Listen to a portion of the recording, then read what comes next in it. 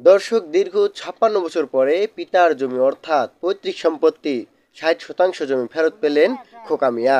দর্শক, বলছি দিনাজপুরের বীরগঞ্জ উপজেলার ১ নং শিবরামপুরের আরাজি মিলনপুরের কথা। ৫৬ বছর আগে এতিম খোকা মিয়াকে ভয়ভীতি দেখিয়ে জোরপূর্বক পৈতৃক সম্পত্তি দখল করে নেন একই এলাকার প্রভাবশালী সাবেক মেম্বার কালাম ইসলাম। তিনি এই মর্মে নিজেও শিকার হয়েছেন। ছোটকাল থেকে মানুষের দ্বারে দ্বারে ন্যায্য বিচার পাওয়ার আশায় ছিলেন। তবে দীর্ঘ ৫৬ বছর পর এলাকার ১০ ও সমাজের মাধ্যমে ৬০ শতাংশ জমি ফিরে পেয়েছেন। জমির মাপজোক শেষে ভুক্তভোগী হাল চাষ করে বীজ রোপণ করেছেন। এতে কোনো ধরনের বাধা বিপত্তির ঘটনা ঘটেনি। দর্শক, আমি এই মুহূর্তে বীরগঞ্জ উপজেলার শিবরামপুর ইউনিয়নের আরাজি মিলনপুরে অবস্থান করছি। এই মুহূর্তে আপনারা দেখতে পাচ্ছেন আমার সামনে একজন রয়েছে। তিনি দীর্ঘ ৫৬ বছর পর তিনি তার নিজস্ব জমি, পৈতৃক সম্পত্তি তিনি আজকে ফিরিয়ে পেয়েছেন। নিজ এলাকার ১০ সমাজের মাধ্যমে তিনি এই জমিটি কিন্তু ফেরত পেলেন। আসলে আপনাকে কেমন লাগছে এই বিষয়ে, আজকে যে আপনি জমিটি দীর্ঘদিন পরে পেলেন, এই বিষয়ে আমাদেরকে একটু বলবেন। আমি আজকে ৫৬ বছর পর আমার বাবার পৈতৃক সম্পদ আমি ফেরত পাইছি, আমাকে দিছে। আমি আজকে এই আনন্দে, অনেক আনন্দে আমি উল্লাসিত।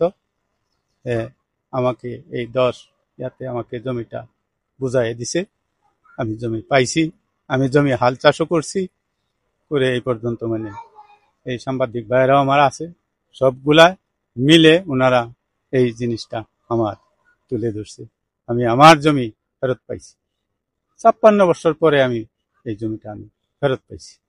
কতদিন পর এই জমিটা পেলেন, কিভাবে পেলেন, এবং কি কতটুক জায়গা আপনি পেলেন? ৫৬ বছর পরে আমি আজকে আমার দর্শকরা আসে ৬০ শতক জমি আমাকে বুঝাই দিছেন, আমি পাইছি।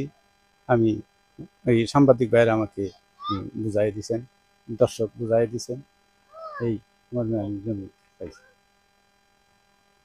৬০ শতক জমি, ৬০ শতক জমি। আরো আমার জমি ওনাদের কাছেই আরো আছে, তো এটা বাকিটা ওনারা পরবর্তী দিবে বলছে দিবে। আমার নাম হইল আব্দুল মতিন খোকা। আমার গ্রামের নাম হইল আরাজি মিলনপুর, থানা বীরগঞ্জ, জেলা দিনাজপুর। আমার নাম সুমন, আমি আব্দুল মতিন খোকার ছেলে। এখানে বিগত ৫৬ বছর যাবৎ আমার বাবা, মানে যখন ছোট ছিল, আমার বাবা ছোট হয়তো বা ৪-৫ বছর বয়স, তখন ওনারা আমার বাবাকে বাড়ি থেকে বার করে দিছিল আর কি, এরকম আমরা জানতে পারছি বড় হইয়া। বাবার মুখেই শুনছি, এলাকার যারা মুরব্বী তারাও আমাদেরকে বলছে আমার বাবাকে বাড়ি থেকে বাইর করে দেওয়া হয়েছিল। আর আমার ওই দাদার বাড়ি বা সম্পত্তি যারা মানে যতটুকু ছিল, ওনারা কিছু জমি রেস্টি নিছে, কিছু জমি নেয় নাই। কতটুকু নেয় নাই, কতটুকু নিছে, ওরা এখনো আমাদেরকে কোনো সলিড ডকুমেন্ট আমাদেরকে দেখাইতে পারে নাই। তে বিগত ৫৬ বছর ধরে আব্বা এই জমি থেকে বঞ্চিত। যাই হোক, এখন বিগত ৩-৪টা ডেট, প্রায় মাসখানিক ধরে এই জিনিসটা একটা আমরা সামাজিকভাবে ১০-এর মাধ্যমে মসজিদে বসার একটা সিদ্ধান্ত নেই। কিন্তু ওই বিবাদী পক্ষ যারা জমিটা খাচ্ছে ভোগ দখলে, ওনাদেরকে আমরা জানানোর পরে পরপর ২-৩টা ডেট ওনারা মিস করে, ওনারা ১০-এর সামনে আসতে চায় না, আসতে ইচ্ছুক না।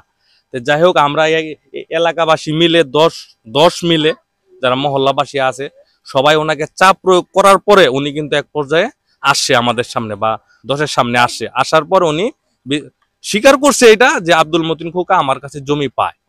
এটা যখন মানে যেহেতু স্বীকার করছে, মানে ওই তখন আমাদের এলাকাবাসী মিলে, যারা জ্ঞানী গুণী মেম্বার, ইউপি সদস্য যারা ছিল, সবাই মিলে এই জিনিসটা উনি তারপরেও কোনো ডকুমেন্ট দেখায় নাই, শুধু দাদার সম্পত্তি কতটুকু এই এতটুকু ছিল। এখন আমার বাবার অংশটুকু শুধু ওনারা আজকে ৫৬ বছর পরে আমার বাবা এই সম্পত্তিটা পাইছে।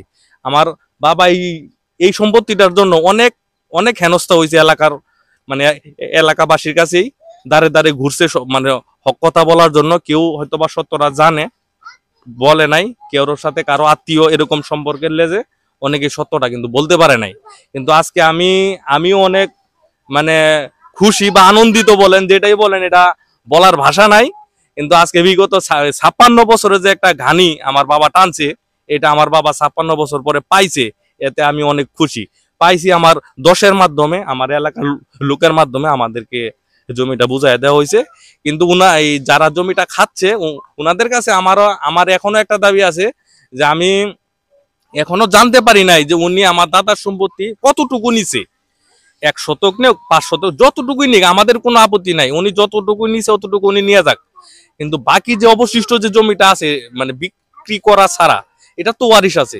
যেমন আমার বাবা আছে, আমার ফুপু আছে, আমার আরো যারা তো ভাইরা আছে, এরা কিন্তু এদের জমির কিন্তু ওয়ারিশ। কিন্তু ওদের এক সময় দাপটের কারণে আমাদেরকে এরকম ভাবে হেনস্থা করছে। আমরা দাঁড়ে দাঁড়িয়ে ঘুরছি, সত্য বিচার পাই নাই, অনেক টাকা পয়সা নষ্ট করা হয়েছে, পাই নাই। তো যাই হোক, আল্লাহর অশেষ রহমতে আমরা একটা দশের মাধ্যমে একটা ন্যায় বিচার পাইছি, বা আমার বাবার যে অংশটুকু এটা ওনারা আমাদেরকে দিছে। আর বাকি যে অংশগুলো আছে এটা ওনারা আশ্বস্ত করছে, এটা যে বাকি যারা অংশীদার আছে ওনারা আসলে ওনারা এটা বুঝাই দেওয়ার চেষ্টা করবে।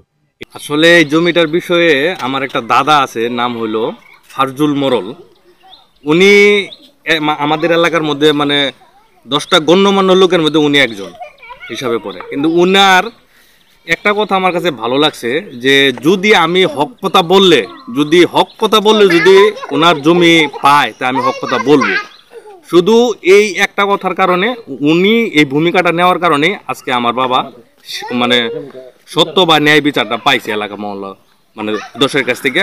এটা চিরদিন এটা আমি সহ আমার বাবা ওনার কাছে চিরকৃতজ্ঞ থাকবে। এই ওনার প্রতি আমার ভালোবাসা, আন্তরিকতা থাকবে।